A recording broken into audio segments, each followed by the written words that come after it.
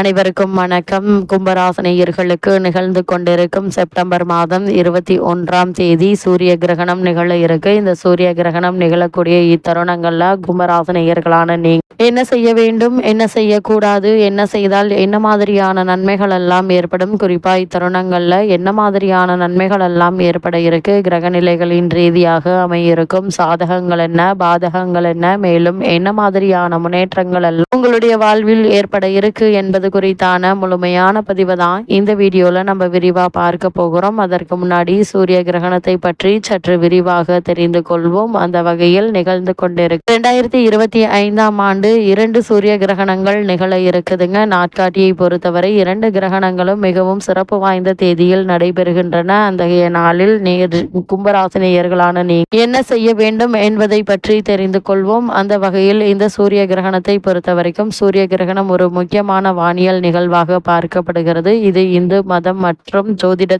மிகுந்த முக்கியத்துவம் வாய்ந்ததாக கருதப்படுதுங்க. சூரிய கிரகணம், சந்திர கிரகணம் பற்றி சாஸ்திரங்கள் பல விதிமுறைகளை கூறுகின்றன. அந்த வகையில் இந்த சூரிய கிரகணத்தை பொறுத்தவரை சூரிய கிரகணம் என்பது பூமிக்கும் சூரியனுக்கும் இடையில் முழுமையாகவோ அல்லது பகுதியாகவோ சந்திரன் வரும் ஒரு வானியல் நிகழ்வு ஆகும். இந்த வானியல் நிகழ்வு ஒரு காட்சி மட்டும் அல்ல, உலகின் பல்வேறு பகுதிகள் கலாச்சார, அறிவியல் மற்றும் வானியல் முக்கியத்துவத்தையும் கொண்டிருக்கிறது. அந்த வகையில் வரும் 2025ஆம் ஆண்டில் 2 சூரிய கிரகணங்கள் நிகழ உள்ளன. இது ஒரு மத கண்ணோட்டத்தில் மிகுந்த முக்கியத்துவம் வாய்ந்தது. முதலில் 2 கிரகணங்களும் பகுதி கிரகணங்களாக இருக்கும் என்பதை தெரிந்து கொள்ளுங்கள். அந்த வகையில் 2025ஆம் ஆண்டு கிரகணம் பற்றி நீங்கள் தெரிந்து கொள்ள வேண்டிய விஷயங்கள் என்று பார்க்கும்போது, இந்த 2025ஆம் ஆண்டு செப்டம்பர் மாதம் 21ஆம் தேதி அன்று நிகழும் சூரிய கிரகணம் என்பது இந்த ஆண்டினுடைய 2வது சூரிய கிரகணம் மற்றும் பகுதி சூரிய கிரகணமாகவே இருக்குங்க. இந்த கிரகணம் இரவு 11 மணிக்கு தொடங்கி அதிகாலை 4 மணி வரை நீடிக்கும். இந்த கிரகணம் இந்தியாவில் தென்படாது. இந்த கிரகணம் ஆஸ்திரேலியா, அண்டார்டிகா, பசிபிக் பெருங்கடல், அட்லாண்டிக் பெருங்கடல் பகுதிகளில் தெரியுங்க. பஞ்சாங்கத்தின் படி முதல் கிரகணம் சைத்ர அமாவாசை நாளில் நடைபெறுகிறது. 2வது சூரிய கிரகணம் பித்ருபட்சத்தில் சர்வ பித்ரு அமாவாசை நாளில் நடைபெறுகிறது. 2 தேதிகளிலும் மிகுந்த சிறப்பு வாய்ந்தவை. சைத்ர நவராத்திரி அமாவாசைக்கு பிறகு தொடங்குகிறது மற்றும் முன்னோர்களின் சர்வ பித்ரு அமாவாசையில் முன்னோர்கள் பூமிக்கு அனுப்பப்படுகிறார்கள் என்பதும் ஐதீகமாக உள்ளது. அந்த வகையில் முதல் சூரிய கிரகண நாளில் சனி அமாவாசையும் உள்ளது. இந்த நாளில் சனி கும்பத்தில் இருந்து மீனத்திற்கு பயிற்சி அடைகிறார். சனியினுடைய இந்த பயிற்சி மிகவும் சிறப்பு வாய்ந்ததாக கருதப்படுதுங்க. அது மட்டும் இல்லாம இந்த சனீஸ்வரரை விட்டு வெளியேறி குருவினுடைய ராசியில் நுழைகிறார். இது அனைத்து ராசி அறிகுறிகளிலும் ஒரு தாக்கத்தை ஏற்படுத்தும் என்பது கூறப்படுகிறது. அது மட்டும் இல்லாமல் கும்பராசினியர்களுக்கு இந்த சூரிய கிரகணத்தால் என்ன மாதிரியான பலன்கள் எல்லாம் ஏற்படும் என்று பார்க்கும்போது, சனி அமாவாசை நாளில், சைத்ர அமாவாசை நாளில் சூரிய கிரகணம் ஏற்படும் போது தானத்தின் பலன் அதிகரிக்குங்க. இந்த நாளில் நீராடி தானம் செய்ய வேண்டும். இந்த நாளில் செய்யப்படும் நன்கொடைகள் நிறைய பலன்களை தரும் என கூறப்படுகிறது. எனவே 2 நாள் கிரகணத்துடன் ஏழைகளுக்கு நன்கொடை வழங்க வேண்டும் என்பதை கிரகநிலைகள் மீண்டும் மீண்டும் அறிவுறுத்துதுங்க. அது மட்டும் இல்லாம இக்காலகட்டத்தை பொறுத்த வரைக்கும் செப்டம்பர் 22ஆம் தேதி அன்று காலையில் எழுந்ததும் குளித்து விட வேண்டும். கல் உப்பு மஞ்சள் வேப்பிலை கலந்த நீரால் குளிக்க வேண்டும். அது மட்டும் இல்லாமல் கல் உப்பு மஞ்சள் கலந்த நீரால் வீடு மற்றும் பூஜை அறையை சுத்தம் செய்ய வேண்டும். கல் உப்பு மஞ்சள் கலந்த நீரை வீடு முழுவதும் தெளித்து விட வேண்டும். வீட்டில் உள்ள சாமி படங்களை மஞ்சள் கலந்த நீரால் துடைத்து விட, வீட்டில் ஏதாவது தீர்த்தம் இருந்தால் பூஜை அறையில் தெளித்து விடலாம். பூஜை அறையையும் வீட்டையும் புனிதமாக்கிய பிறகு வீட்டில் உள்ள தெய்வங்களுக்கு நெய்வேத்தியம் படைத்து வழிபட வேண்டும். வீட்டில் சாமி சிலைகள், வேல் மாது ஏதாவது வைத்திருந்தால் பால், சந்தனம், மஞ்சள், நீர், தேன் ஆகியவற்றால் அபிஷேகம் செய்ய வேண்டும். சாமிக்கு படைத்த நெய்வேத்தியத்தை முதலில் மற்றவர்களுக்கு தந்த பிறகுதான் நாம் சாப்பிட வேண்டும். அதே போல வீட்டில் உள்ள வாகனங்களையும் சுத்தமான தண்ணீரால் சுத்தம் செய்து எலுமிச்சை கட்டுவதால் கிரகணத்தினால் ஏற்பட்ட அபரிமிதமான தீய சக்திகளின் பாதிப்புகளிலிருந்து மீளலாம். அதேபோல் கிரகணத்திற்கு பிறகு தான தர்மங்கள் செய்வது மிகவும் விசேஷமானதாகும். அதிலும் பால், அரிசி, தானியங்கள் போன்றவற்றை செய்வது மேலும் சிறப்பு. இல்லாவிட்டால் முடிந்த அளவிற்கு 2 பேருக்காவது அன்னதானம் செய்யலாம். இதனால் பல நன்மைகள் உங்களுடைய வாழ்வில் ஏற்படும். அது மட்டும் இல்லாமல் கும்பராசினியர்களை பொறுத்தவரை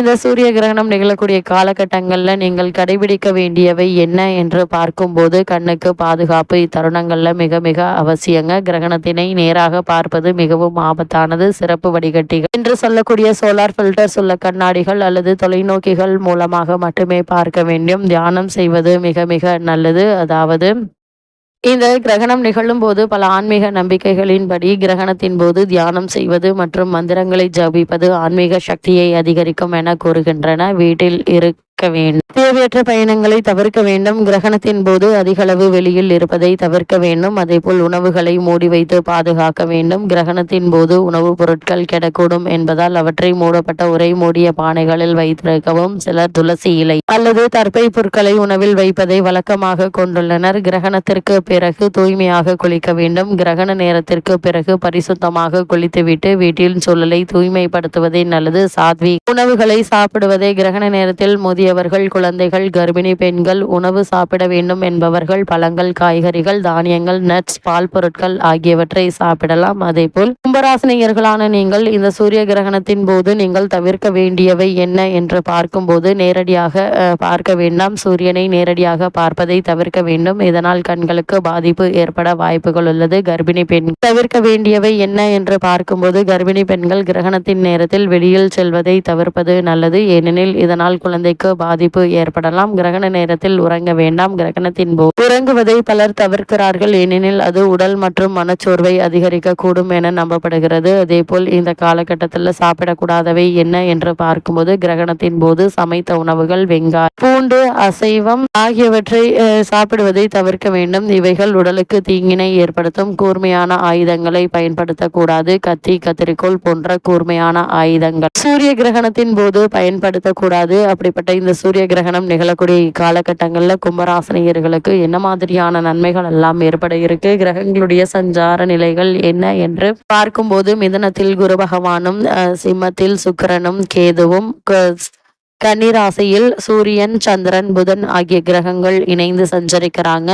துலாம் ராசியில் செவ்வாயும், கும்பத்தில் சனி வக்ரகதியில் ராகுவும் இணைந்து சஞ்சரிக்கிறாங்க. இந்த கிரகங்களுடைய சஞ்சார நிலைகளின் காரணமாக கும்பராசினியர்களுடைய வாழ்வில் என்ன மாதிரியான நன்மைகள் எல்லாம் ஏற்பட இருக்கு என்று பார்க்கும்போது இக்காலகட்டத்தை பொறுத்த வரைக்கும் இதுவரை 6ல் இருந்த சுக்கிரன் சிம்மத்தில் நுழைந்து கும்பத்தை பார்வையிடுகிறார். 7ஆம் பார்வை அற்புதமானது. இந்த பார்வை கணவன் மனைவி கருத்து வேறுபாடுகள் விலகி அன்பை அதிகரிக்கும் வாய்ப்பு தருங்க. அதோடு குருவும் 9ஆம் பார்வையாக ராசியை பார்ப்பது சுப அமைப்பு என்று தாங்க சொல்ல வேண்டும். இதனால் கும்பராசினியர்களுக்கு மனைவி வழியில் உதவிகள் கிடைக்க இருக்கு. அதே போல் வாழ்க்கையில் புத்துணர்ச்சியை உணர்வது வரமாக அமையுங்க. ராசிக்கு 5ல் குரு இருப்பதால அவர் 9ஆம் பார்வையாக ராசியை பார்ப்பதாலும் ராசியில் உள்ள தோஷங்கள் குறைந்து நன்மை அதிகரிக்கும் என்பதுல எந்த ஒரு சந்தேகமும் இல்லைங்க. தொழில், வியாபாரம் புதிய திருப்பத்தை பெறுங்க. அதே போல் திடீர் பணவரவு உண்டு. முக்கியஸ்தர்கள் உதவி கிடைக்குங்க. அஷ்டமத்து பாக்கியஸ்தானத்தில் நுழைவதால் ரியல் எஸ்டேட் துறையில் பிரகாசமான வாய்ப்புகள் வீடு தேடி வருங்க. வீடு மனை வாங்கும் யோகம் உண்டு என்பதால் அதற்கான முயற்சிகளை மேற்கொண்டு வரும் கும்பராசினியர்களுக்கு நல்ல ஒரு முன்னேற்றம் ஏற்பட இருக்கு. மேலும் என்ன மாதிரியான விஷயங்கள்ல கவனமாக இருக்க வேண்டும் என்று பார்க்கும்போது புதன் வலுத்து இருந்தாலும் 8ஆம் இடம் என்பதால் அந்த அதிபத்தியத்தை